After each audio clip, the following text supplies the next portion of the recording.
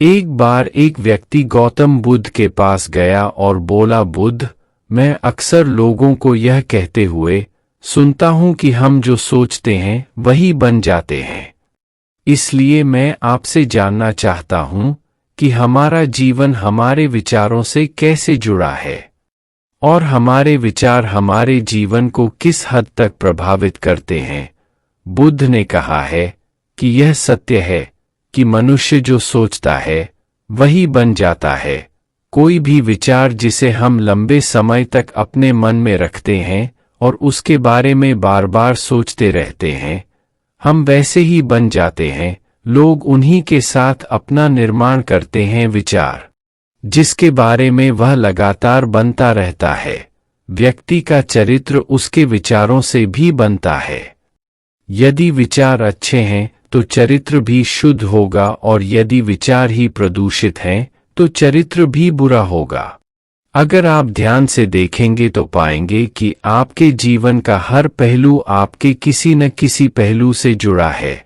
आप आज जो भी हैं अपने विचारों की वजह से हैं।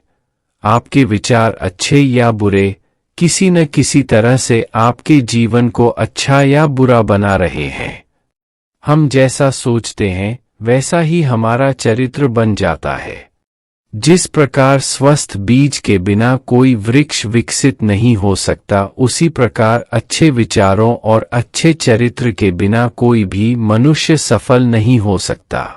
और यदि उसके विचार नकारात्मक हैं तो वह अपने जीवन को गलत दिशा में मोड़ देगा। उसी प्रकार हमारे जीवन में अपने विचारों और कर्मों के माध्यम से कई बीज बोएं और उस बीज का फल या तो हमें दुख दे सकता है या खुशी। यदि हमने सकारात्मक विचारों के बीज बोए तो हमें सफलता और खुशी मिलेगी, लेकिन यदि बोए गए बीज नकारात्मक विचारों के हैं तो सफलता और दुख साथ साथ चलेंगे। जिन लोगों को आप सफल और महान मानते हैं वे यहाँ ऐसे ही नहीं पहुँच गए। उन्होंने अपने विचारों पर नियंत्रण रखकर अपना चरित्र ऐसा बनाया कि और इसी चरित्र के बल पर उन्होंने महानता की ऊंचाइयों को छुआ। तो मूल रूप से आपके अंदर जो विचार हैं, यदि आपके मन में दूसरों के प्रति क्रोध, ईर्ष्या, घृणा है तो आप बाहर भी वैसे ही होंगे, तो आपको बाहर भी वही मिलेगा। तुम्हें ऐसे लोग मिलेंगे जो तुम्हारे साथ वैसा ही करेंगे। यदि तुम्हारे पास प्रेम, शांति, करुणा है तो तुम वैसे ही बन जाओगे और आप बाहर भी वैसा ही पाएंगे। और जो ऐसे विचार रखता है उसे सम्मान और प्यार दोनों मिलता है। वस्तुतः मनुष्य अपने जीवन का निर्माता स्वयं है। वह इसे बना या बिगाड़ सकता है। मनुष्य अपने चरित्र का निर्माण अपने कार्यों और विचारों से करता है, अपना समुदाय बनाता है, अपनी किस्मत खुद बनाता है। व्यक्ति ने कहा, लेकिन बुद्ध, मैं अपने विचारों से खुद को कैसे सुधार सकता हूँ? बुद्ध ने कहा था कि अगर तुम खुद को सुधारना चाहते हो तो सबसे पहले अपने विचारों पर ध्यान देना शुरू करो। तुम्हें यह देखना होगा कि तुम दिन भर क्या सोच रहे हो। क्या तुम दिन भर मन में बुराई और लोगों के प्रति नफरत पाल रहे हो? आपको बस इस बात पर ध्यान देना है कि आप अच्छाई की ओर जा रहे हैं या बुराई की ओर।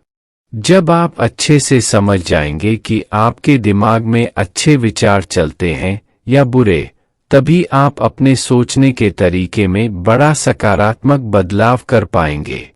आपके अंदर कभी न खत्म होने वाला खजाना है।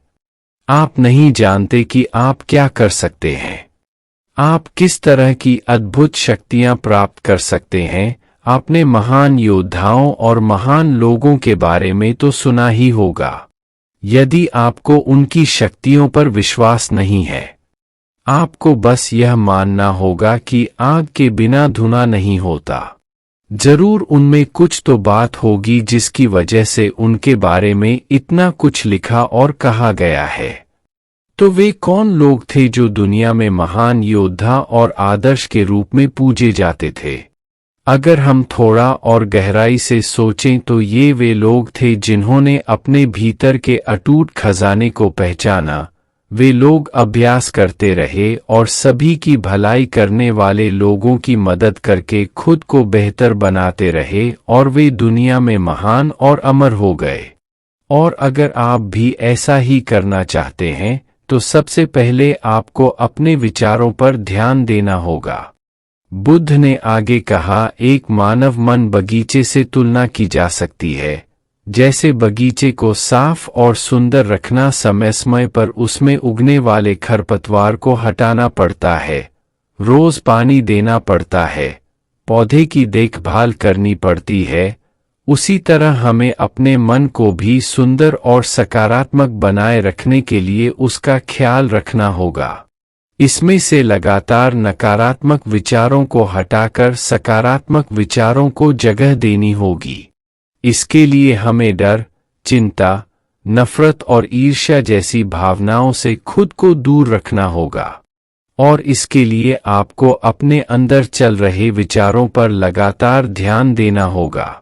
किसी भी व्यक्ति के अंदर उठने वाले विचार और उसका चरित्र अधिकतर उसके आसपास के वातावरण और परिस्थितियों पर निर्भर करते हैं। लेकिन इसका मतलब यह नहीं है कि किसी व्यक्ति की स्थिति खराब है अतः उसके विचार सदैव त्रुटिपूर्ण रहेंगे। वह उन पर ध्यान देकर अपने विचारों को बदल सकता है। और जैसे ही उस व्यक्ति के विचार बदल जाते हैं तो उसका चरित्र और उसके काम करने का तरीका अपने आप बदल जाता है। ये सभी चीजें धीरे धीरे सीखनी होती हैं। विचारों के काम करने के तरीके को समझना होगा। आपको सबसे पहले यह स्वीकार करना होगा कि जो काम सामने वाला कर सकता है वह आप भी कर सकते हैं। आपको बस इसका बार बार अभ्यास करने की जरूरत है। नई चीजें सीखने की जरूरत है। जैसे जैसे आपका मन बदलेगा आपकी परिस्थितियां भी बदल जाएंगी। आप जो भी विचार बीज रूप में अपने मन में डालते जाएंगे यह धीरे धीरे आपके चरित्र और आपके कार्यों में दिखना शुरू हो जाएगा। और एक बार वह विचार आपके अंदर जड़ें जमा लेगा तो आपको सफल होने से कोई नहीं रोक सकेगा। लेकिन अगर वह बीज या विचार नकारात्मक है तो आपको भी असफलता से कोई नहीं बचा सकता। इसलिए अपने विचारों के प्रति बहुत जागरूक रहने की जरूरत है। आप अपने अंदर किस तरह के विचार ला रहे हैं। एक बात हमेशा याद रखें, हमें वह नहीं मिलता जो हम चाहते हैं, बल्कि हमें वह मिलता है जो हम हैं। और हम अपने विचार हैं, इसलिए इच्छा करना और उस इच्छा के बारे में अच्छा सोचते रहना और उसे पूरा करने का प्रयास करना दो बिल्कुल अलग चीजें हैं। क्योंकि इच्छा तो हर कोई करता है, लेकिन उस इच्छा के बारे में लगातार सकारात्मक सोचना और उसे पाने के लिए कड़ी मेहनत करना बहुत ही कम लोग ऐसा कर पाते हैं। इसलिए अगर आप अपनी परिस्थितियों को बदलना चाहते हैं तो सबसे पहले आपको खुद को बदलना होगा। लेकिन ज्यादातर लोग अपनी परिस्थितियों को तो बदलना चाहते हैं, लेकिन अपने सोचने और काम करने के तरीके को नहीं बदलना चाहते। और अगर लोग ऐसे ही रहेंगे तो उनके हालात कभी नहीं बदलेंगे। उस व्यक्ति ने कहा कि बुद्ध, हमारे विचारों का हमारे शरीर पर क्या प्रभाव पड़ता है। बुद्ध ने कहा था कि हमारा शरीर हमारे दिमाग का गुलाम है। हम जो भी सोचते हैं उसका पहला प्रभाव हमारे शरीर पर ही पड़ता है।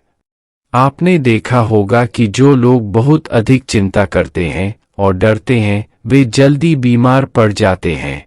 साथ ही जो लोग दूसरों से ईर्ष्या करते हैं और हमेशा नकारात्मक सोचते हैं वे भी बहुत जल्द मानसिक और शारीरिक बीमारी का शिकार हो जाते हैं। और अगर आप ऐसा सोचते हैं तो आपके साथ भी ऐसा ही होगा।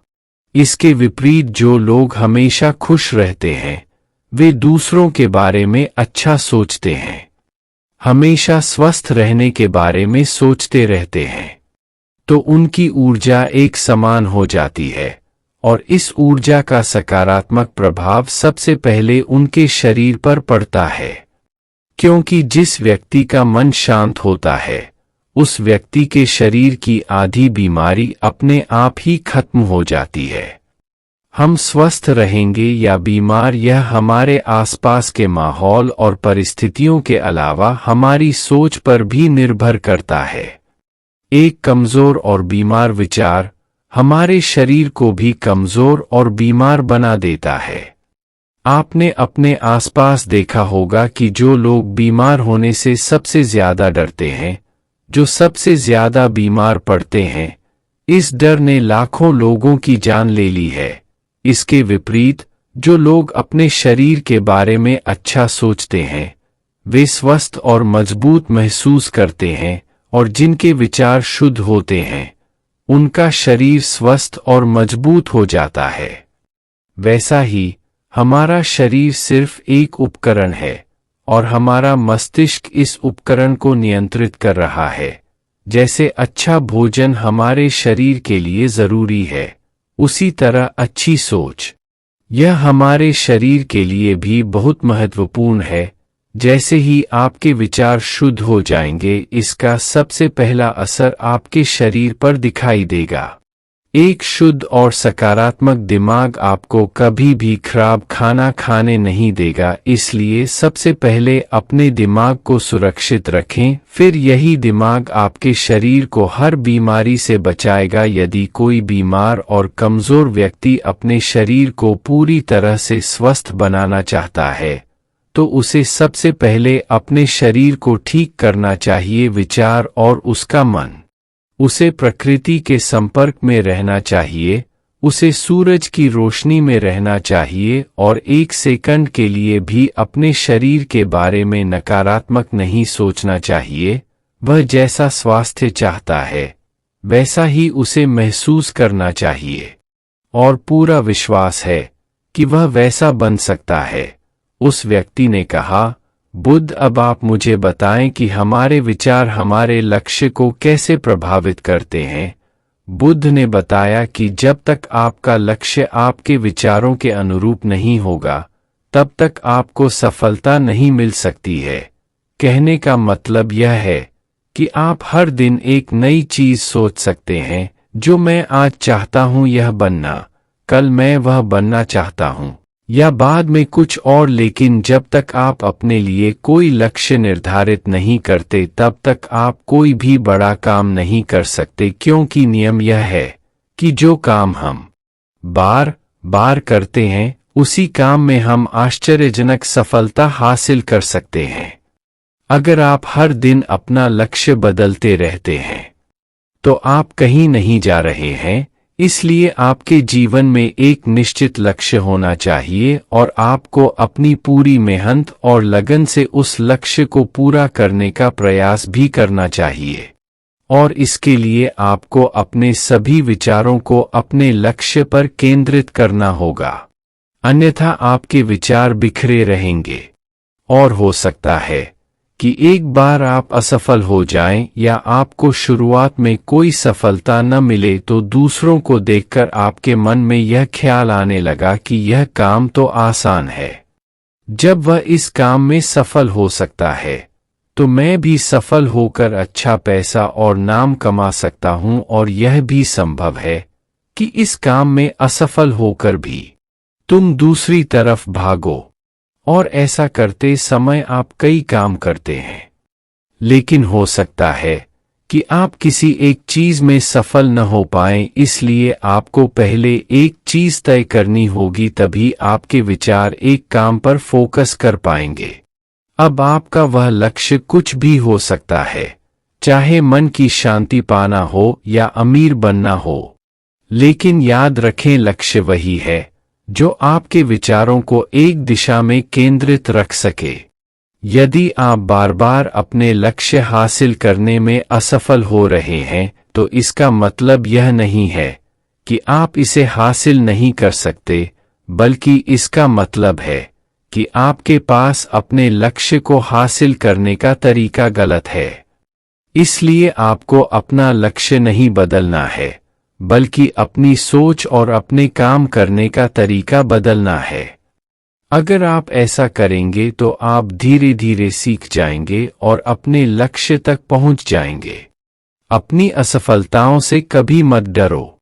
अगर आप कुछ बड़ा हासिल करना चाहते हैं तो आपको अंदर से बहुत मजबूत होना होगा, क्योंकि चाहे आप कुछ भी करें, लोग अक्सर आपको अपनी बातों से कमजोर और हताश करने की कोशिश करेंगे। इसलिए अगर आप डरेंगे तो आप अपने किसी भी लक्ष्य में सफलता हासिल नहीं कर पाएंगे, क्योंकि डर आपकी सभी आशाओं को नष्ट कर देता है और आपके सभी विचार केवल आपके डर तक ही सीमित रह जाएंगे और डर डर कर आप अंततः खुद को शारीरिक और मानसिक रूप से बीमार बना लेते हैं। तब आपको समझ आएगा कि आपने अपने झूठे डर के एहसास में कितनी बड़ी गलती कर दी है और फिर आपके लिए खुद को उस स्थिति से बाहर निकालना बहुत मुश्किल हो जाएगा। इसलिए सबसे पहले एक लक्ष्य बनाएं ताकि आपके विचार उस पर केंद्रित हो सकें। उसके बाद अगर आप बार बार असफल होते हैं तो भी घबराएं नहीं, क्योंकि यह लक्ष्य हासिल करने का ही एक हिस्सा है और पूरा विश्वास रखें कि आप जरूर सफल होंगे और एक दिन तुम भी हो जाओगे। उस व्यक्ति ने कहा, बुद्ध विचारों और मन की शांति के बीच क्या संबंध है? बुद्धा ने बताया कि मन की शांति एक ऐसा खजाना है जिसे दुनिया के 1% लोग भी हासिल नहीं कर सकते और जिसने ये खजाना हासिल कर लिया है वह दुनिया के सबसे भाग्यशाली व्यक्ति हैं। वह भीड़ में अलग दिखता है, यह कहना उतना आसान नहीं है जितना लगता है। मन की शांति केवल लंबे समय तक आत्मनियंत्रण के माध्यम से ही प्राप्त की जा सकती है। जब कोई व्यक्ति खुद को समझता है और दुनिया प्यार और प्यार के बीच के अंतर को समझती है, उसके अंदर नफरत, डर और ईर्ष्या जैसी भावनाएं खत्म हो जाती हैं। तब एक दिन व्यक्ति को मन की सच्ची शांति मिल सकती है और यही हर इंसान का अंतिम लक्ष्य भी है। एक शांत व्यक्ति सबसे खराब परिस्थितियों में भी खुद को नियंत्रित कर सकता है। एक शांत व्यक्ति के पास जितनी मानसिक शक्ति होती है उतनी किसी और के पास नहीं होती। शांत व्यक्ति का अर्थ है वह व्यक्ति जिसका मन पूर्णतः शांत हो, क्योंकि जैसे ही आपका मन शांत हो जाता है आपके सभी विचार शांत हो जाएंगे और तब आपको महसूस होगा कि सचमुच आपका दिमाग कितना शक्तिशाली है। जैसे ही आपको मानसिक शांति मिलेगी आप महसूस करेंगे कि आपकी मानसिक शक्ति इतनी बढ़ गई है कि आपके लिए सब कुछ आसान हो गया है। आप जहां भी हों, आपकी परिस्थितियां जो भी हों, आप खुद को स्वीकार करना शुरू कर देंगे। आप हमेशा खुश रहेंगे और अगर आप यह मुकाम हासिल करना चाहते हैं तो इसकी शुरुआत आपको अपने विचारों से करनी होगी। अपने विचारों पर नियंत्रण और अपने विचारों पर यह नियंत्रण आप केवल और केवल ध्यान के माध्यम से ही प्राप्त कर सकते हैं। इतना कहकर बुद्ध चुप हो गए और ध्यान करने लगे और वह व्यक्ति भी उनको प्रणाम करके चला गया। तो दोस्तों, उम्मीद करता हूं आपको इस कहानी से एक अच्छी सीख मिली होगी। यह कहानी आपको कैसी लगी हमें कमेंट बॉक्स में कमेंट करके ज़रूर बताएं और इस कहानी को अपने दोस्तों के साथ ज़रूर शेयर करें ताकि उन्हें भी इस कहानी से कुछ सीखने को मिल सके। धन्यवाद।